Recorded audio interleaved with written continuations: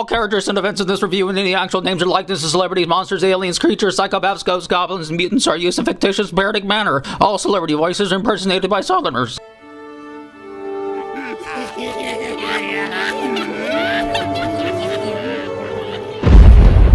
Shit on a pogo stick? What the hell do you think you were doing, Kaduki man? Oh, please don't call me that. Shut your sushi hole when I'm talking. First you sent spies in the full moon without my consent, and now this Babe the Chicken Dead fiasco? You're lucky Emperor Douche Canoe up there hasn't already dropped the big one on our heads. I was only trying to help. I didn't mean for things to get worse. Well, way to go, Mr. Diplomacy. Who knows what will happen to Tromaville after your fuck-ups? Band is probably hovering over the toilet now, working on shitting out some fresh mini-terrors to bite off everyone's ankles. Well, if you would give me another chance. Kabuki man, I sentence you to death. No. That's a little harsh, Dad. Can't we just lock him up for a while, like a timeout? Sometimes I regret you being my favorite son of superhuman size and strength. Alright, lock him away in the Trauma power plant. No, wait, Dad, I'll do better. Just give me another chance. Father! Things are more sensitive than my hemorrhoids right now, Toxie. The slightest incident could tip this mess back into full-scale war, and you know how poorly we do in war. Don't worry, Dad. With my brother safely out of the picture, what could go wrong?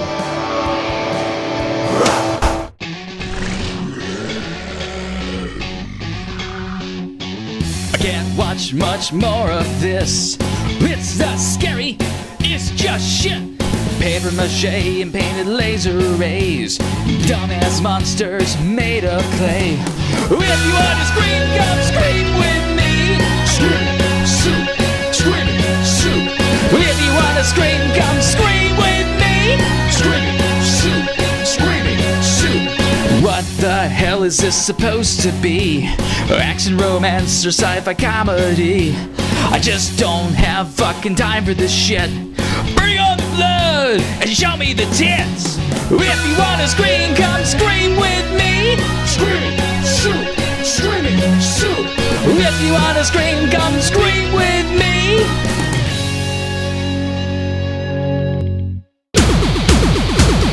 Man, it's bullshit how they shut down the Rage Cage. I was about to close down the deal for being the new spokesperson for Bleed Weed Tobacco. This place is packed tighter than my aunt's back fat in space. Well, this is nerve-wracking. Are we still in neutral zone, or is that over? Yeah! How long before one of these guys starts something and this whole place blows up in a fight that resparks the war? More drinks. Sorry. Well, howdy there, Scream Freaks. As you can see, everyone's on edge since last we saw you. Full Moon was pretty pissed off about that whole chicken contagion thing Trauma accidentally let loose and stopped participating in our Rage Cage arrangement. Now both sides seem to be hanging out, waiting to see what new courses of action their leaders, Emperor Band and Mayor Kaufman, decide to take. I just wish they didn't have to hang out here. Well, hey now, my kanji senses are busted. Where's that coming from? That's it. Take it in. Deeper, deeper. Hold it. Now, honey. Feel better now? Yes. I bet you kids can use some munchies right about now, huh? Oh, yeah. Well, not me, shitface. Why don't you go and order some junk food at that McDonald's over there? You're gonna get ya right now. Oh, you naughty cookie. This is gonna be good. Hey, I want a bucket of nuggets, an orange slushy, and one of them Hot Wheels. Hey, I wanted a Barbie. You get all that? Fuck off, kid. Uh-oh, this could be how it starts. Oh, Bun Blister and Saddle Sores. Not another clown. Oh, I never want to see another clown again after Buzzkill. Hey, yo, you gonna nip this in the bud, Deadwest? We are, Evanstein. Come on, let's push through this crowd and get over there. On the way, how about I warn you, Scream Freaks, about this demonic bozo over here from Full Moon called Killjoy. The meat of this flick is essentially a romantic urban revenge story with some killer clown slasher action. Meet Michael, a nerdy kind of fella desperately wanting to hold hands with his dream girl Jada, but is constantly shut down by her boyfriend Lorenzo and his gang, kicking his ass to the curb if he so much as says hi to her. Deciding enough is enough, Michael immediately jumps to desperate measures and dabbles in dark magic from his toy box for summoning an unexplained entity named Killjoy to nix the gang out of his life. After taking 2 steps from his make-believe voodoo, Lorenzo's gang ambushes Michael for another round of lessons, but this pop quiz twist accidentally pops him in the face. Flash forward a year and yada yada yada. Jade and Lorenzo are broken up with Jada still having feelings for him despite knowing he killed Michael. They're both in new relationships. Take your fucking shower and get on up out of here with that shit. Pussy stank anyway. And out of nowhere, they suddenly got mystery weirdos warning them about bad mojo, and everyone's lured inside an ice cream truck with a fantasy warehouse inside, facing off against a sinister clown named Killjoy wanting to kill them all. Is it racist when a black guy wears whiteface? Spitting out the sours of this film, we've got a couple things to bitch about. Now, this does have a low quality feel to it, but we can easily overlook that. There's plenty of filmmakers out there who've got the fire to make a movie even when they don't have the most money or top-notch equipment, but they make the best of it and still manage to deliver a good movie with lots of heart and effort that shines through any technical shortcumings. But it is kind of hard not to be distracted by awkward camera movements though. And one thing we can't overlook is a story which gets fucking confusing at times and makes our head spin. Numero uno. When Michael starts wishing on his devil doll, we have no idea what's going on. Where did the doll come from? Who's Killjoy and did he make him up? I mean, there's no sensible transition into this scene. It's just thrown in our faces like a urinal pamphlet. Numero dos, we gotta wonder why Killjoy's carrying out Michael's wish after he's dead. I mean, okay, we do accept the spell was cast and nothing's over till it's over, but why did it take the fucker a whole year to do the deed? And numero tres, there's a confusion that comes and goes as to whether or not Killjoy is his own evil entity or Killjoy's Michael. We're more than led to believe Killjoy's Michael because he fucking changes into Michael more than once, but by the end of the movie, Michael's being eaten by Killjoy after the last girl gets away like it's a punishment for not killing people that I don't even think were part of the spell to begin with. Michael's beef was with the gang and they're icing the first half of the movie, so shouldn't the spell be over after that? Why is Killjoy or Michael endowed with Killjoy's power still going after Jada's friends? This would be less of a headache if the random mystery man bearing doom and gloom explained more when he jumps in the story. Magic Man here somehow convinces Jada's old roommate to bring everyone together for hearing his warning about Michael's spell and that they must stop him by stabbing the doll in the heart. With no explanation for who he is or why they should even bother putting their lives in danger for a spell that doesn't really involve them, Magic Man vanishes and Jada's gang runs into the fight without question like a bunch of gullible dumbasses. Looking in on the pissing timer, we got a fat nada. Rather than adding a lot of fat with pointless wandering around sets or repetitive chase sequences, the filmmakers give us a solid 1 hour and 11 minutes film packed with non-stop entertainment. And a double thumbs up for skipping any bogus gear nonsense with trying to make us jump out of our seats with black cats or psych out shoulder spins. Savoring the sweets of this film, what else do you think it is? Killjoy obviously ain't the first clown to go all slap-happy slasher across a movie screen, but he's definitely one of the more memorable. While his looks fall a little short of originality, it's his antics that really solidify him as a horror villain worth mentioning. He zips around in the interdimensional ice cream truck warehouse, lies and breaks deals while cackling like the Crypt Keeper, and kills his victims like he's a cartoon character. You know, I can't put my finger on it, but where have I seen this before? Oh yeah, I remember now. It's just too bad we get bogged down in all that fucking confusion if he's a demon or Michael as his imaginary friend or with demon's powers. I mean, we know now after a handful of movies, but who knew when this was all there was, you know?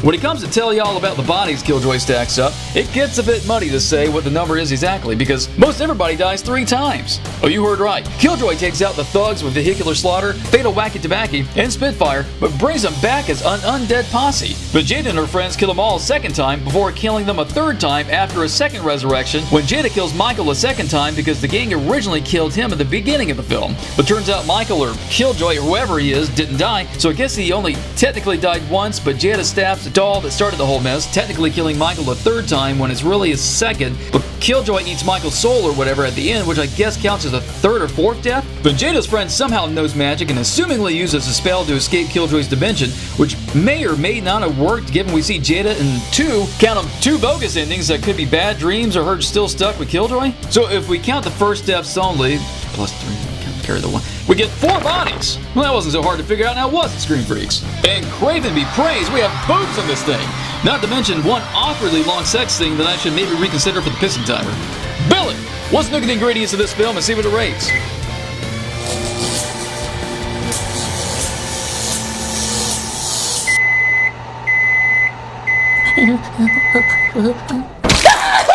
Three out of 5. Killjoy was unique in its own right, but the flimsy story and lack of memorable moments and characters, except for Killjoy that is what leaves this an average popcorn flick for passing a rainy afternoon. We should have made this more like a Pumpkinhead story with Michael summoning Killjoy to axe the gang, and then team up with Jada to stop Killjoy's rampage before he takes the whole hood to the 7th circle of hell when the spell backfires somehow.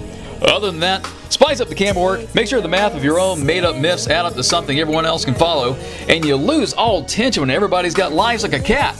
I recommend this film for fans of Pennywise from It, Chuck E. Cheese if they need new ideas for their indoor playgrounds, and ice cream truckers needing to indulge some fantasies without Clint Howard's involvement. But what do I know? I like Killing Tomato movies. Coming through, move! And I want an order of your bitchin' shoes. Only it zips up your retarded asses. What a joke. I think someone needs to remind Mr. Happy here about customer service. The name's Killjoy. Oh shit, move! Oh, here we go. Showtime. You sit your asses down now! Chillax, guys. What's that peckerbone doing? Fight! Well, settle down now! I think I don't crack my ass. Killjoy's our biggest threat here, Screen Freaks, so why don't we see what we can learn about stopping him with a review of his sequel, Killjoy 2. The meat of the Supernatural Killer Clown sequel has absolutely nothing to do with the first Killjoy movie. No sir, we start from scratch with an all-new gang from the concrete jungle who are juvies being driven out to the sticks to work off their sentences as free labor renovating a home for underage offenders. And if you can't tell, the youthful-looking folk are the adults and the older crowd are the juvies. Confusing I know, but this just reminds us how important a casting director's job is. So this van of blooming criminals breaks down for no reason in the middle of bumfuck nowhere, and they split up to look for help in the worst ways possible. One of the guys thinks his wise to break in houses to use a phone and is greeted with a Hicks home security system to the chest. Flipping their shit over their friend's injury, the gang take their chances at another house where a witchy woman lives and crash while she works for some hoodoo voodoo on her dying idiot. In the meantime, the juvies recap the first Killjoy movie they somehow heard about and push their luck to summon a backstabbing demon clown for saving their friend. Desperate times call for extremely stupid measures, and as you guessed it, Killjoy pops up so the filmmakers wouldn't have complaints about false advertising, and he's only interested in stacking up bodies in this sequel, giving us a pretty simple Tom and Jerry plot with each juvie meeting their cartoony demise. Well, wincing at the sours of the sequel, it feels like a step up from the original with the acting and the characters, but about the same with questionable writing regarding the confusing things people do. I mean, these characters are fucking stupid people. Like the hunt for a phone to call for help. You've got one police official and a few criminals hiking it from hick house to hick house in the middle of the night, hoping to find some hospitality for their city slicker dilemma. Well, first off, one of the dumbasses decides to break into a home instead of waiting for an answer at the door, scaring the lady inside and gets his ass shot. She confronts the home invaders on her front steps and demands they move the hell along. The officer never fucking identifies himself as a law official, and even worse, he starts chewing her out. You're trespassing on my land. And that gives you the right to shoot somebody? I thought this ignorant fucker was a cop. She's a single woman in the middle of nowhere at night with a gang of strange men breaking into her home, so hell yeah, I figure she has every right to defend herself. Before she can pop the next trespasser, however, the cop drops her like a bag of wet cats and still never identifies himself as a police officer. All that and this wrongfully shot woman doesn't even have a phone or a car, leaving them to repeat the same bad decisions as they charge into the next house with guns in women's faces, and law officials still refusing to take the time to identify themselves or state their intentions. What the teetotal fuck? The bad decisions just continue after that, with the criminal youths calling Killjoy to come and fix things, and when everything's said and done at the end, the last juvie girl is calling her mom to happily report she's on her way home? What? Why the hell does she think her handlers are going to take her ass home? And after all the horrible decisions these two have made, they might just be that stupid. After all, the she-cop here blindly jumped into a voodoo ritual to stop Killjoy when she hadn't seen so much as a dead body and much less Killjoy. Hey, we just met and you might think I'm crazy, but there's bad mojo out there and we gotta pray and make spells. Okay, it makes no fucking sense. Calming down a minute to look at the pissing timer, we clock a big fat nana, which means even with this flick sours, we're given an entertaining film with little to no drag in it. That's even better when there's zero bogus scares to insult your tolerance for what makes you jump out of your seat. Figuring out the sweets of this film ain't rocket science if you notice we ain't talked about the star of this backwoods horror. The installment in this Killjoy series is significant because this is the first time Full Moon Trauma alum Trent Haga plays the malicious clown and has been breathing wildly fun life into him ever since. With an outfit stolen from Liberace's closet, Killjoy is more exuberant and energetic than ever, kind of reminding us of The Mask if he stuck closer to his ultra-violent roots in the original comics. He plays up more of the cartoon gags, spits a funny line or two. Let me guess, some bed, bath, and beyond the grave. And shows some personality with the things that irritate him. Lord of the night, Son of and night, of the moon, of dark, and of the stars. I guess the only question is, How long is this going to take? So Trent's performance is definitely a step up from the first movie, but it's a bit of a step back when you notice Killjoy's not quite as fantastical as before, whereas he had a whole Killjoy warehouse dimension in the original, but here he's reduced to running around the woods like a regular old slasher with pretty lackluster slash and dashes that don't exactly escalate the story. Looking at one of my favorite parts now, Killjoy 2 stacks up 6 bodies, which is a good average number for a slasher flick. As mentioned before, the kills are at best, but there are some fun moments though, like Killjoy dropping chattering teeth on a girl taking a piss. It's all off camera, but still a fun idea, and better than pushing kids in a pipe or making the Lost Wayans brother stab himself in the face. Oh, and this is cool, when Killjoy hexes a skull and kills a voodoo woman with it. Now, you want to know how they defeat Killjoy in this one? I have no fucking idea, y'all. The City Slickers concoct some kind of magic liquid they slosh in Killjoy's face, and it looked like it hurts him sure enough, but we never actually see him die or fade away or nothing. We just cut the morning and see the survivors walk away from it all. Fucking lazy-ass filmmakers, what the fuck happened? And no sugarcoating it, we get absolutely no boobs in this movie. But to make up for this off-camera romp fest, feast your eyes on these silky milkies. Billy! Let's look at the ingredients of this flick and see what it rates.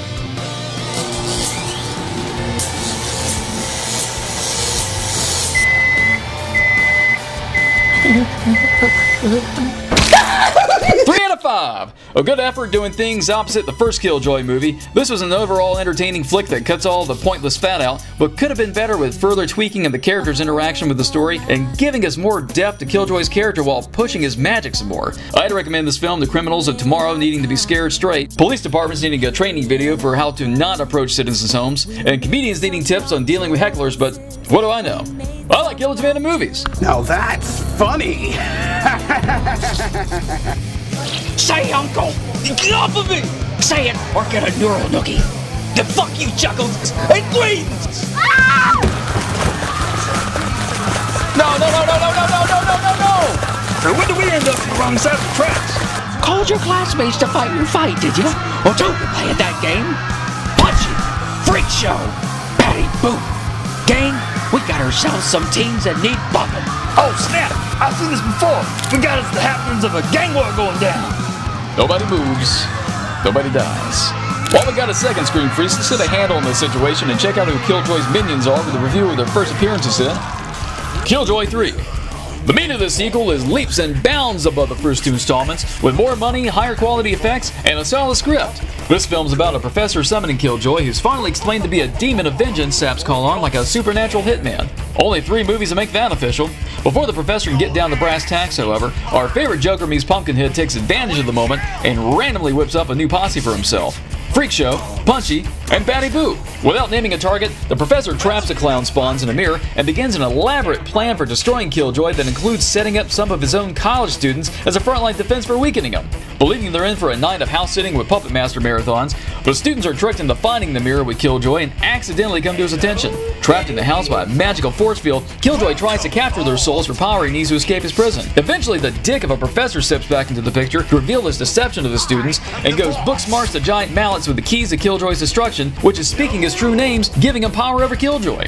And better yet, the professor's motivation behind this revenge scheme is, no, hold on to your britches, he's Michael's father from the first film. Holy shit! So not only did we get an overall better movie production-wise, and finally get more insight to Wackadoo himself, but the filmmakers are going to step back and connect dots to fill in plot holes in the other movies?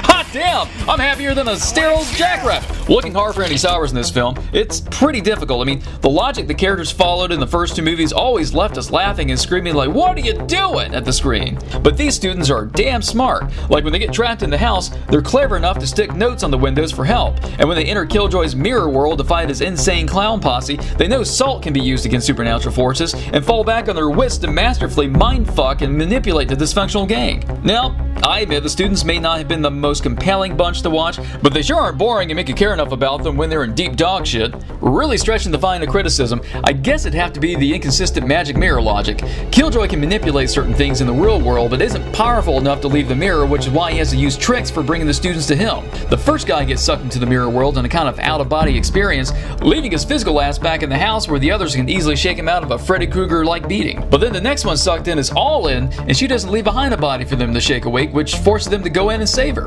Why one and not the other? It's not like Killjoy killed the first guy and was strong enough to pull her completely through, so what sense does this make? And now that I think about it, the professor planned for the students to tangle with Killjoy's circus of pain to weaken the demons, but if they end up dying, Didn't Won't Killjoy just be stronger for the professor's name-calling showdown?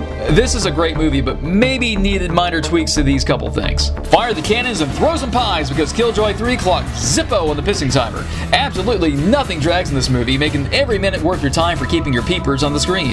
And if that weren't good enough news already, we also check out Big Fat Nana for bogus scares, leaving us with filmmakers above cheap scares. The pattern with the suites of these films being Killjoy may be getting a little old by now, but this time he's got a supporting gang of grease-faced minions to share the spotlight with. Trent Haga owns the role of Killjoy in this film. With a much better script compared to Killjoy 2, Trent's given more to do as Killjoy, which offers more depth and more insight into the character, while giving Trent more range as an actor. No longer a flat slash and dash jokester, we see more of who Killjoy is as a demonic comic. Learning has been around for a long-ass time under different names such as Hermes and Loki, which fits the trickster angle, but not so much the vengeance thing. We also see a lot more of Killjoy's personality thanks to him bouncing things off his new henchmen. You've got Killjoy's obedient carny talking brute Punchy, who's modeled after those depressing hobo clowns, his assassin-like mind freak show, who's got a freaky Siamese brother likes throwing at people like an attack dog, and lastly, fanboy's favorite, the sultry succubus Batty Boop, the Harley Quinn to Killjoy's Joker. Each of these characters are uniquely different, bringing their own brand of weird antics in the movie, and help reveal different sides of Killjoy's personality, which wasn't seen much in the last two movies. The most interesting, of course, being his relationship with Batty. She's a succubus who sleeps with her victims by nature, and he's a selfish bastard who only thinks about himself, but they have soft spots for each other that somehow prevail despite their fits of jealousy and lover quarrels they constantly have. As great as this flick is, Killjoy 3 only stacks up 4 bodies, leaving it just shy of the average 6 count most horror movies have. At least the filmmakers made what few kills we have interesting. Okay, that one was a little weak, but putrid polecasting to see this scene where they tear into the poor girl like Ethiopians at a Golden Corral buffet. To satisfy your curiosity for whether or not there's boobs in this flick, we do, and we don't. Batty here is practically naked with only a layer of paint between your strained eyeballs and her body, leaving very little to the imagination, so you're technically looking at a nice pair of tits every time she struts into a scene. Billy! Let's look at the ingredients of this film and see what it rates.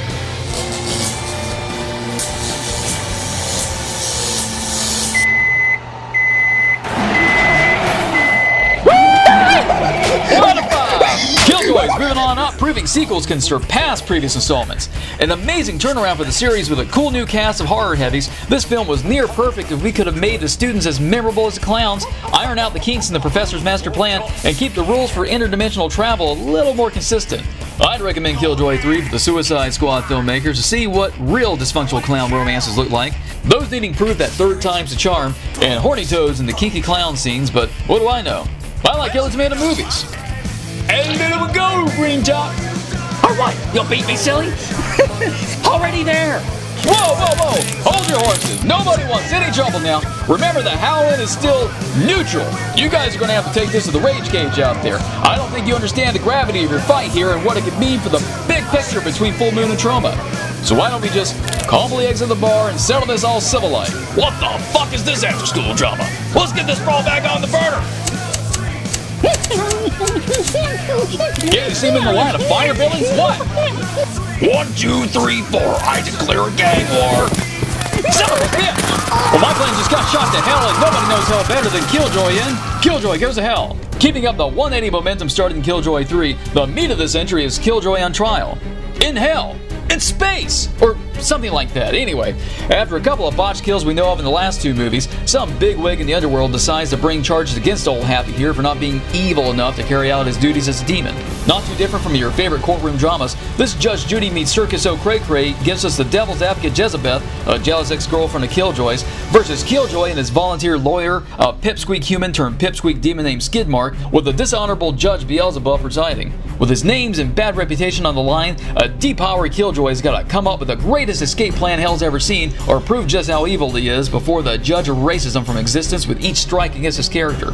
As sweet as Clown Court in Hell surprisingly is, we do unfortunately have some sours that hurt the film, and it's everything outside Clown Court in Hell. Opposite Killjoy's trial, we're periodically brought back to Earth to check in on the final girl from the last movie, and her shit dealing with police and doctors trying to understand what happened in Killjoy 3. This buck is worth a pissing time, ultimately adds nothing to the story as we impatiently watch people we don't give two fucks about, discussing stuff we already know, and doing absolutely nothing that has any impact on the story, much less Killjoy's predicament. Fuck! Alright, that's not entirely true. In a last-ditch effort to save his wretched name, Killjoy does call the final girl to the stand to tell everyone how horrible it was for killing her friends, which earns him the right to fight for his title as numero uno clowno demonico, but we didn't need to spend a fifth of the movie building up to it. They should have just kept her being kidnapped to hell and axed the rest. It would have kicked this from a full-length feature back to a shorter runtime like the rest of the series, but it's worth it to avoid these sand traps dragging the energy down. Coming right off that comment, let's go ahead and take a peek at the pissing timer, where all the bullshit with the final girl and the authorities clock a whopping 21.3 minutes of pissing time. Putrid polecats! I appreciate the filmmakers pushing the script for us to have a full-length movie, but either leave it on the cutting room floor or give us more clown court for this effort. At least we don't have any bogus scares wasting our time, so thank Craven for the little things. Alrighty, for those who've been watching the last 3 reviews, let's say the sweet part of this film all together. 3, 2, Killjoy! Trent Hager returns as a clown prince of hell, and his performance is on fire as Killjoy's expanded cinematic universe allows him to further develop the character well beyond the simplistic slasher we were first introduced to. From the moment Killjoy is dragged to hell, we're all in as we watch his superiors challenge his integrity and root for Killjoy to beat the odds as the anti-hero he's unexpectedly become. This is like a Nightmare on Elm Street suddenly released a sequel with Freddy Krueger's victims putting him on trial, or a whole movie with Pinhead going to war with other interdimensional forces, and who even does that? But it works! I don't care Killjoy isn't running around killing people, because the character in the story is strong enough to keep me invested in everything he's doing, and I want to see how he comes out on top. We also have the return of Killjoy's minions, who are called to the stand as witnesses, but don't work out the way Killjoy hopes. Where were you on the night in question? I wheezes, Kizel, Jizoy, and his Kizessel in the Dizem. He only speaks Carney. Of course, the minion we're most interested in seeing return is Killjoy's squeeze, Batty Boop, who still carries the torch for her greasy-faced lover, despite their turbulent past, even if it hurts them. He snapped his fingers and blew me to pieces. I apologize, all right? I'm sorry. There, I said it. Are you happy now? What a humble, noble, thoughtful thing to do. That will be 20 names. Then there's the newest addition to the bunch that gives us some sweet monster brawling we love, Skidmark. Now hold your horses, not this Skidmark, this Skidmark. Turns out the dim-witted lawyer thing is all an act, and Skid's actually up for Killjoy's job unless Killjoy can defend it in the fight with Mace Ice Cream. Sweet side saddling, I haven't seen clowns this exciting since Killer Clowns from Outer Space. Before looking to see how many bodies this mock trial stacks up, let it be noted we recognize this ain't your average slasher film that would require at least 6 kills, but more of a supernatural fantasy clown court drama. Well, that's your specific subgenre. Only 2 people get killed, both by Killjoy's minions, and the rest are demons who can be argued as to either being annihilated from existence, killed and ending up in a deeper level of hell, or teleported elsewhere. A lot of chaos with lots of unknown deaths, especially when Killjoy hits hell's self-destruct button, and I think blows hell to hell? Is that even possible? But whatever. However many demons died ain't hurting the story any for now, so who gives a fuck, I say. But what we do give a fuck about is this flick's got some hot tamales parading all over the screen, but no clear payoff except for batty boobs that still leave little to the imagination, but not quite the same satisfaction as a bare pair of silky milkies in your face. We still love you, Batty. Billy! Let's look at the ingredients of this film and see what it rates.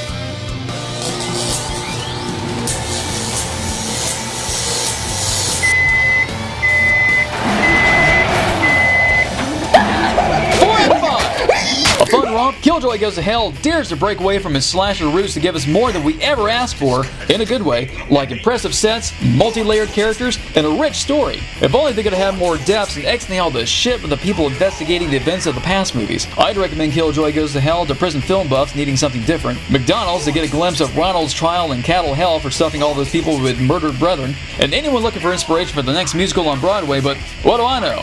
I like Killers Made of Movies. Mandy, you okay? So far. This is getting out of hand. No shit. Why don't you Screen Freaks help us think of a quick way to snuff out this first fire with a review of Killjoy's next movie, Killjoy Psycho Circus. The meat of this meta sequel is Killjoy falling on some hard times after escaping hell the last movie, finding himself stuck on Earth as a semi-mortal who's got to make a living hosting his own variety show called What Else?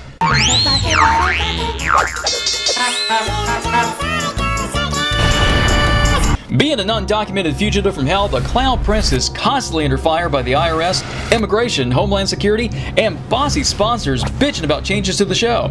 But these troubles pale in comparison to the real threat, a city-destroying spaceship from hell driven by Captain Beelzebub. The recently demoted devil's got revenge in the brain as the head honchos of hell give him another chance to bring Killjoy in for his crimes, and he pulls out all the stops. Crazed, laser-happy mercs, magic mirror traps, spies, space race, and even giving Earth an ultimatum unless Killjoy is turned over to him. All this because Fish Breath let one girl get away? So with hell on his ass and baddie on his you-know-what, Killjoy's gotta work fast to blow this planet before he's forced to repeat Killjoy Goes to Hell. Kicking up the sours of this rectal scan, I've actually got some criticism over Killjoy, believe it or not. I'm still digging him as a character and his performance is better than ever, but the filmmakers kinda turned him into a bit of a wuss in this one. What I mean is, Killjoy's supposed to be this demonic badass who's as mean as they come, but he's ignorant to some things that kinda seem unlikely, like sex. Killjoy has no idea how mortals have sex. For a guy who's been around long enough to be included in Greek and Norse mythology, you'd think he'd know there's more to the bump and grind than balloon animals and confetti.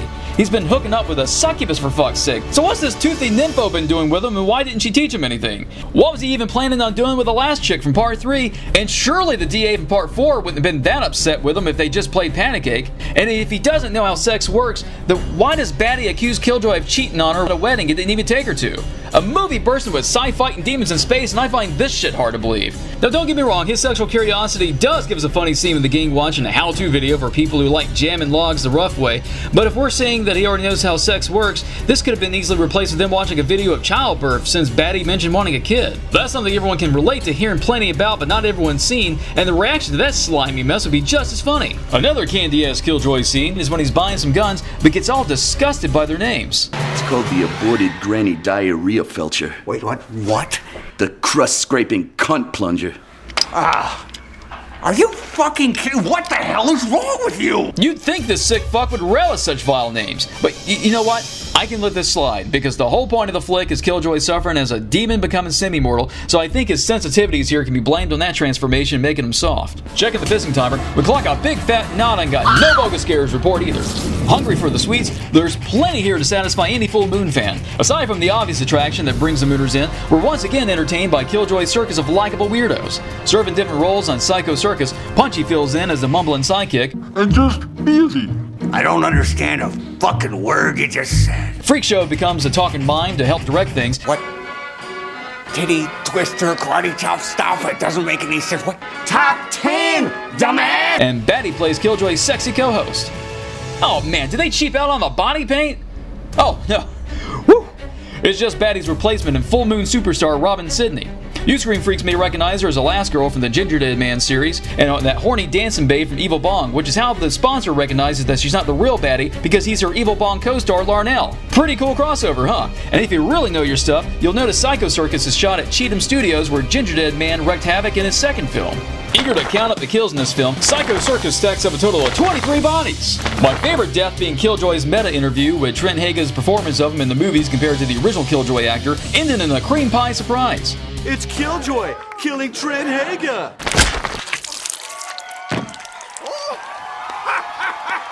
While 23 bodies is nothing to laugh at, the filmmakers certainly go above and beyond with an additional studio full of dead clown worshippers and Paris being fucking obliterated. No clue how many died in these last two massacres, but Part 5 easily has the highest body count of any Killjoy film to date. Looking to that big magical rack in the sky, we're wishing for at least one pair of tots in this thing, but like a twisted genie, ask and ye shall regret. You know what? Let's just do this. This has to be the fucking scariest thing I've ever seen. Seriously, watching these two bumping uglies in my yard is way more terrifying than them running at me with a knife. Billy! Let's look at the ingredients of this film and see what it rates.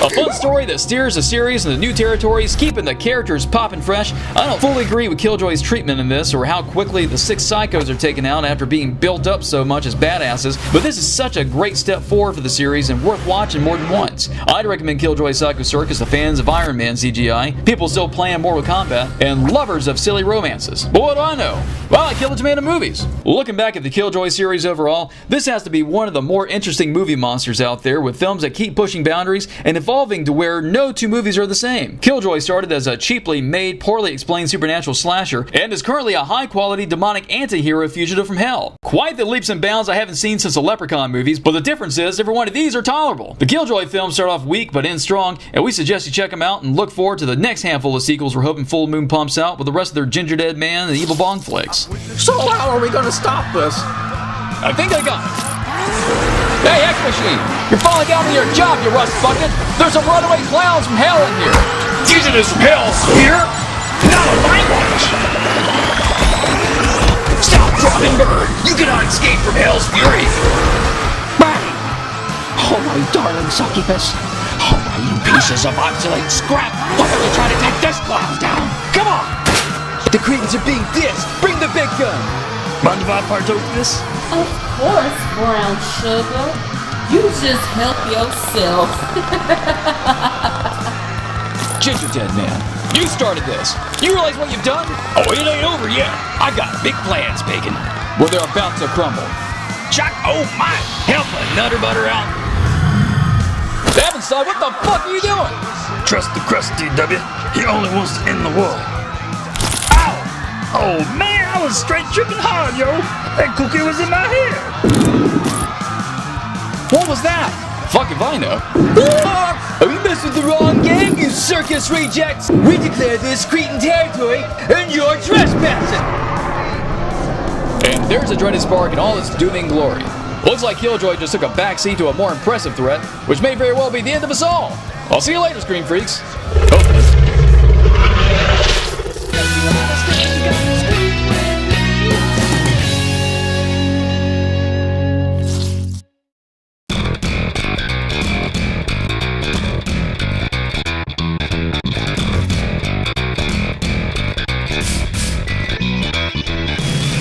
Well, howdy there, Scream Freaks. Well, thank you kindly for watching, and help yourself to more servings of Screaming Soup by visiting our site at screamingsoup.com. You can read our weekly updates, character bios, and interviews, catch up on past episodes, browse our store, and drool over the Howl-Inn Hottie of the Week. If you want to scream at us, just holler at screamingsoup@gmail.com, and don't forget to stalk us through social media, conveniently linked at the top of the site.